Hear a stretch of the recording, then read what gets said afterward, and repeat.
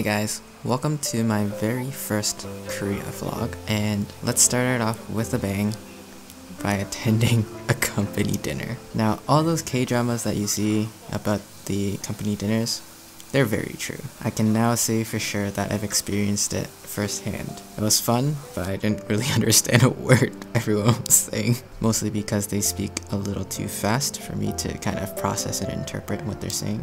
But I had fun, and I'm definitely looking forward to having a great year with my new coworkers. So earlier today, we actually held a kind of ceremony to kind of welcome new students, new teachers, new staff kind of thing. And so this is basically what I filmed. There was a cake cutting, and my goodness, that cake, even though it was from Paris Baguette, my goodness, it was huge. And I ate a slice, and wow, it was really filling. It's probably because they actually used real cream rather than like whipped cream. I really wonder how much that cake is worth. So the day goes on, nothing really interesting happens, like meetings and all that good stuff.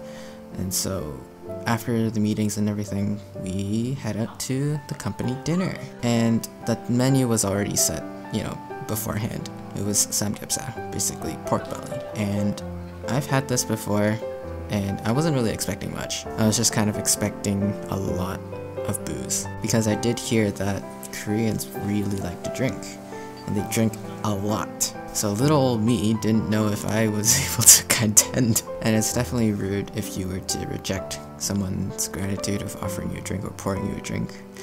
So I was kind of forced to drink 3 cups of solmek, which is soju and beer mixed together. Usually I'd be happy to drink till I pass out, but unfortunately I had to hold myself back and resist the temptations because I had a medical checkup the day after. So the night kind of ends really early. We didn't really go for a second round because everyone kind of wanted to go home.